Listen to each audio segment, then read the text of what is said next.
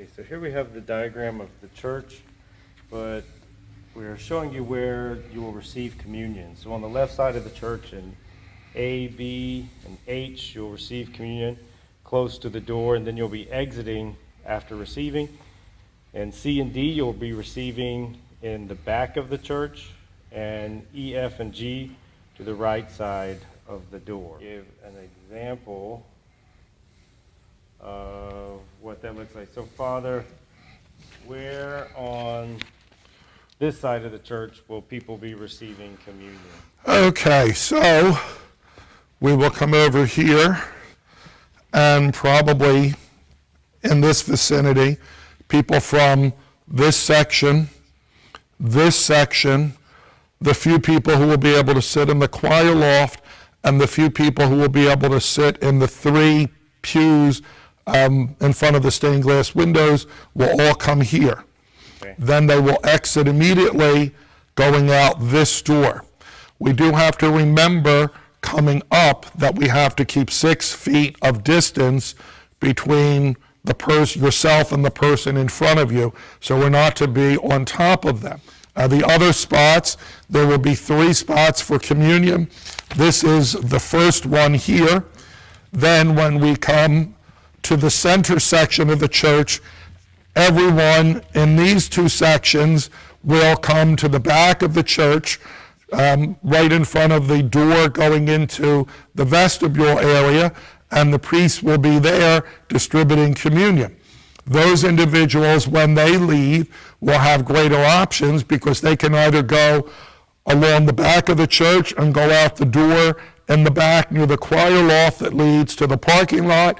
They can go out through the vestibule doors, or they can walk towards the right-hand side of the church as we're looking to the back and go out the back door that leads into the Delaney Hall area.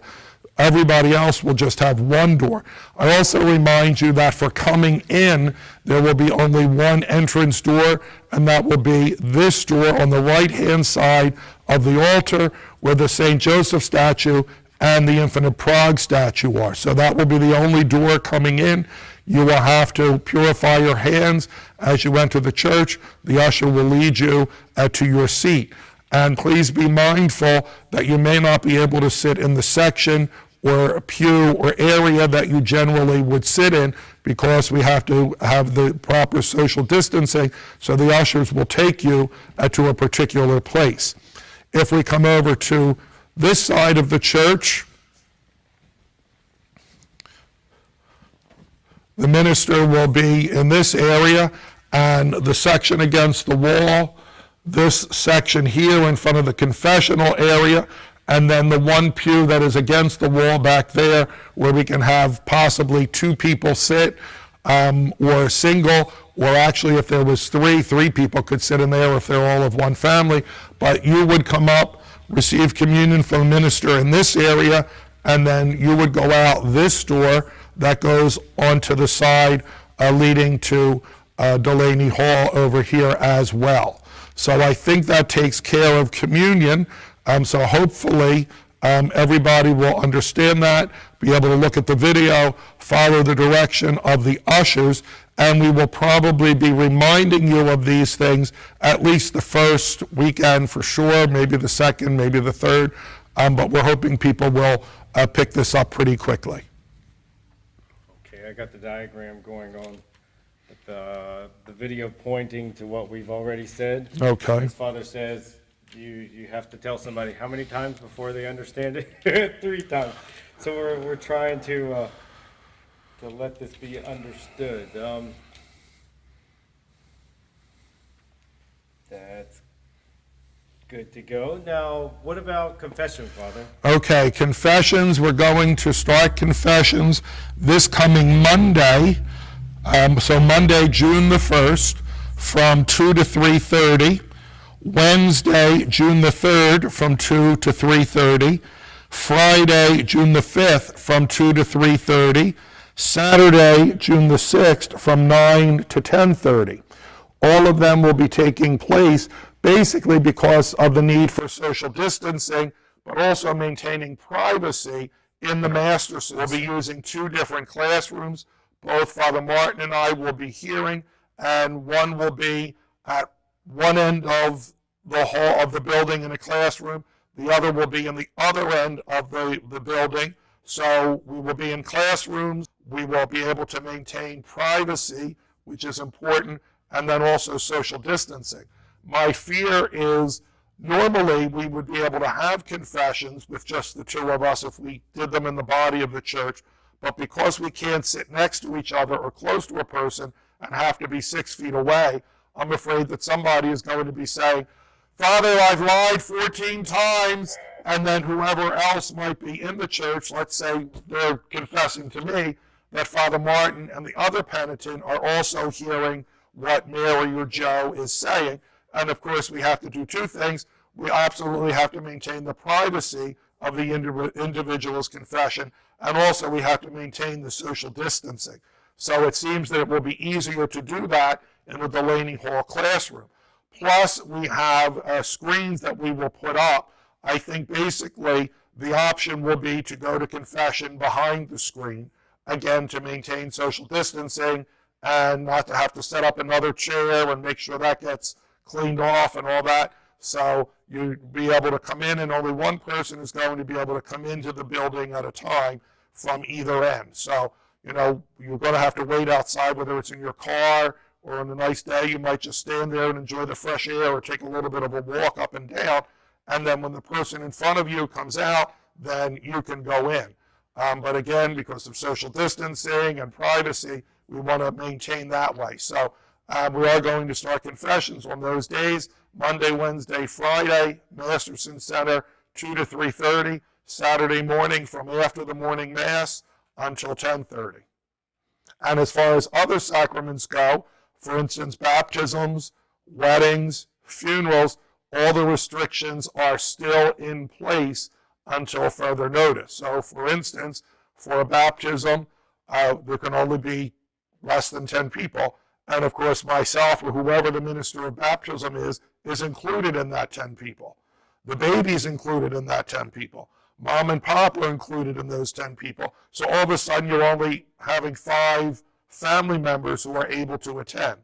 Same thing with weddings as of right now, under 10 people. You take myself, the bride and the groom, maid of honor, and the best man, that's 5. That means only 5 other family members can be present at that point in time. The last communique we had from the bishop was that after we have a week of daily Mass and the first weekend Masses, which the Maryland part of the diocese has already done, and we are, they began their daily Mass, and then we're beginning this coming Monday ourselves, that he would be looking at those restrictions again, and I'm thinking maybe by mid-June or so, there might be new directives, but as of now, we're still on a limited basis for any of those sacraments. Let me just get straight where the Masterson Center is.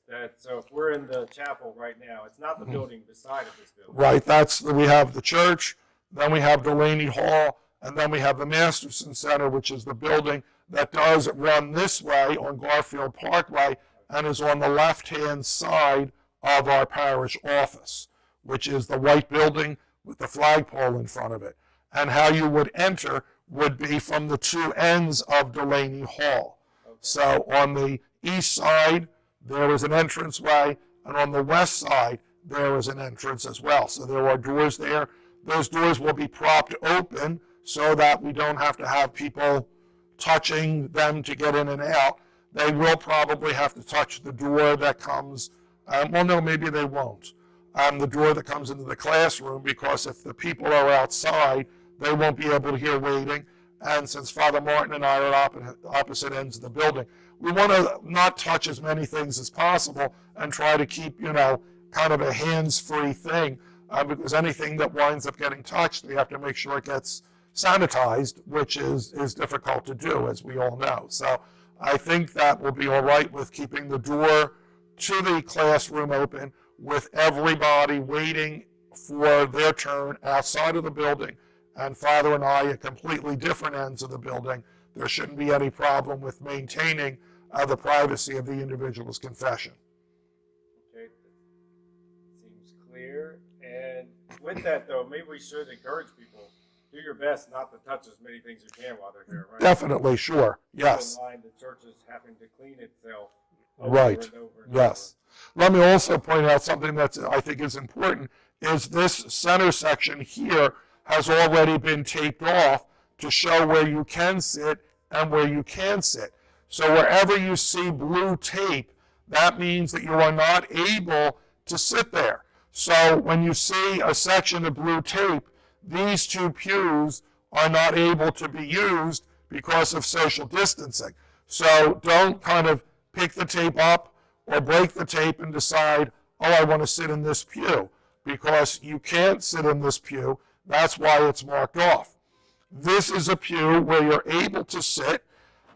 Two people are able to sit here. Is that correct, or is it three? Two people here, and then three on this end. And then we have the blue tape here in the middle to maintain proper social distancing between the two people. Again, I do remind you that the three people who sit here or the two people who sit here have to be of the same household. You can't see your friend, oh, look, there's Millie. I like Millie. We've known each other for 40 years. I want to sit with Millie. No, you're not supposed to do that. So some of these places where they're able to seat three people, able to sit two people, might only have one person in them because of social distancing. Obviously, if that happens, we would prefer that you would take the two-seat area first and not sit in the three-seat, because that means two seats possible for somebody to sit in are being taken away, where only one seat would be taken away here. So that's very important to remember. Households can sit together. Husband and wife, mom and dad and kids can sit together. But if you're not of the same household, then you are supposed to sit separate from everybody else, maintaining that 6 foot distance. So Jamie and I are not able to sit in this pew here. Jamie can sit in the family section, which is against both walls, with his wife and his children, but I can't join them. So if it was the 50s where you had all those big Catholic families, we'd fit a whole lot more people in here, right? We would, definitely. That's for sure, because we'd have all the big families taking up the pews, yes. Okay. Okay, anything else you can think of, Jamie? There's nothing I can think of. Okay, well, we want everybody to stay safe and healthy, and we are certainly looking forward to the beginning of Mass, and Father Martin and I will now have to adjust to having people in church. We're used to empty church with nobody looking at us, nobody kind of smiling at our homily or frowning at our homily, nobody chewing gum at our homily. So we're anxious and looking forward to having you people back in church and seeing you and hearing you as well. Thank you. God bless. Stay safe and healthy.